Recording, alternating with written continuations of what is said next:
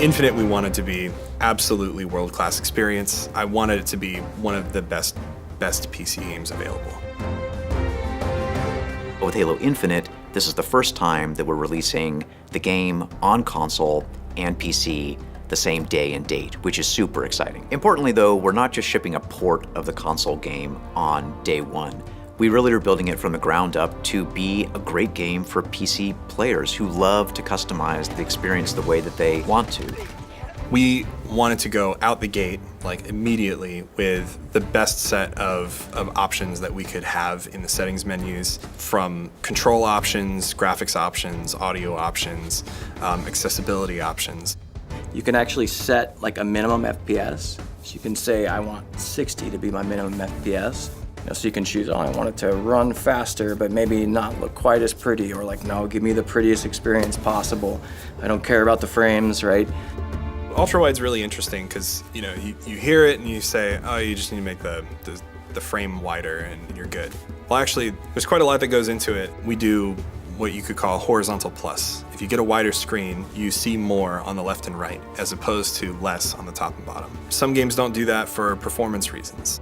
Ultra-wide specifically does have challenges for Sandbox. A lot of them were on our animators because all of a sudden, like, hey, I can see bits of Chief's shoulder, where I never could see bits of Chief's shoulder before. When I came on board, a lot of the narrative sequences were built. And it was a really hard sell to go to those teams and say, hey, the tireless months you have put into creating these picturesque moments, we need them to go like that. The UI will have to fill the screen, your HUD will have to fill the screen. If you're on a super ultra wide, you probably don't want your radar and your ammo count like way out on the corners, so we have the options so that you can bring them in.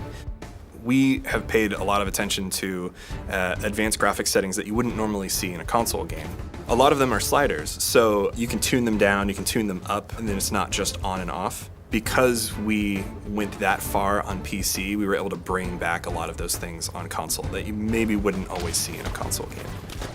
So in the same way that on mouse and keyboard, you can completely customize your key bindings. We have like triple key bindings. You can set up to 3 different keys to a single action.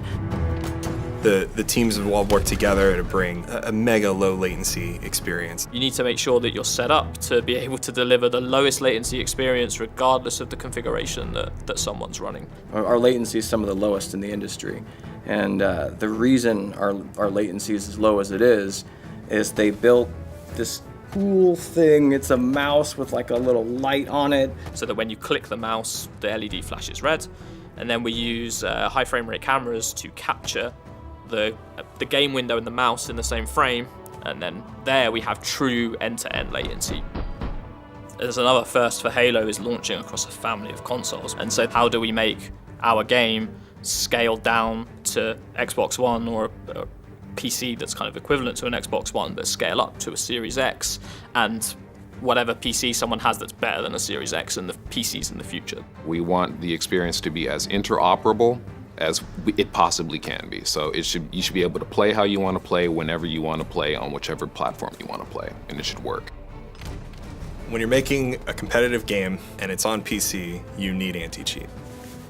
That's all there is to it. It's got to happen. We made a commitment early on that we don't want to have any complex DRM or anything that's going to inhibit a player's ability to play the way they want to play.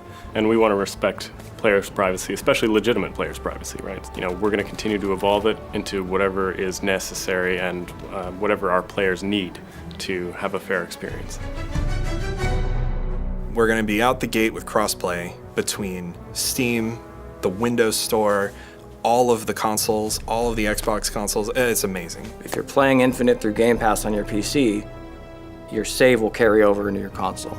And then, of course, multiplayer progression is shared across all the platforms. You just log in wherever you are, and there's your player, there's all your customization, there's your rank. I would say it's especially hard to balance a cross-play title, right? So you don't just need the feel of Halo, but you need the feel of Halo that translates well and is cross-playable between PC and console. So there's been a lot of time and energy that have gone into that. To try to make like controller and mouse and keyboard competitive with one another, it's hard. It kind of started to become clear, like the right thing to do is give them choice.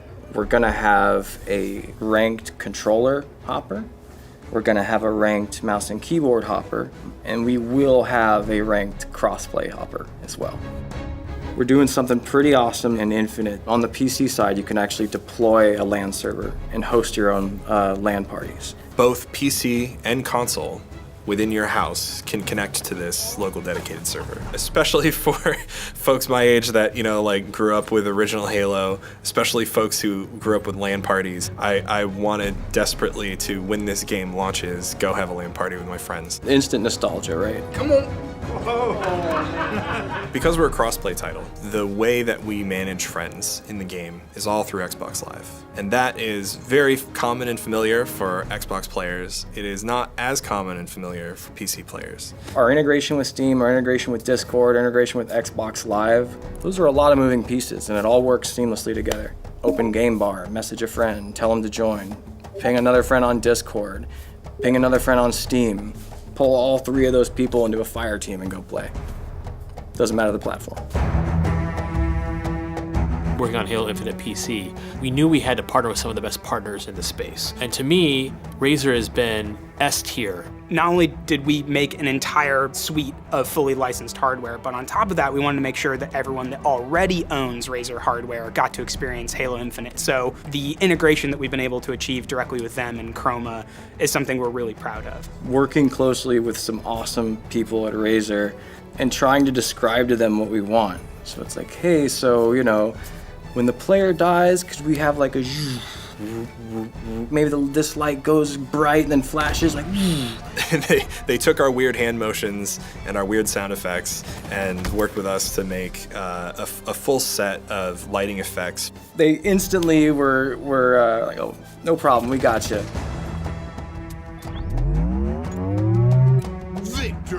AMD's been a really great partner to us.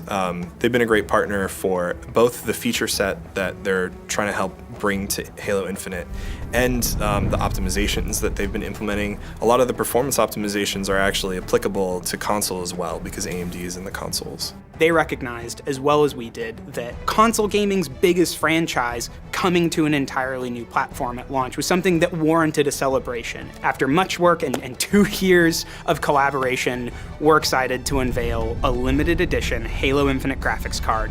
This uses the AMD Radeon RX 6900 XT, and it's the fastest gaming graphics card AMD has ever developed. It's the perfect graphics card to celebrate the release of Halo Infinite on PC. While these graphics cards won't be going on sale, we wanted to make sure that there was multiple opportunities for fans to get their hands on one between now and launch.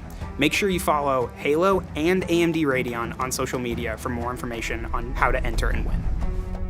I'm really, really excited with what we've built. I'm really excited with the features that we have right out of the gate. I think when PC players sit down with our game, they're going to go, okay, this is made by PC players. It's going to grow, it's going to evolve. We're going to support it, we're going to sustain it. We're going to learn from our audience what they enjoy. We're going to feed off of that and leverage that data and make decisions on what kind of content we deliver in the future. So it's really about it being a living, shared experience between us over in development and our community. I think as a PC developer, what gets us excited is knowing that we're going to be on a journey with our players on PC.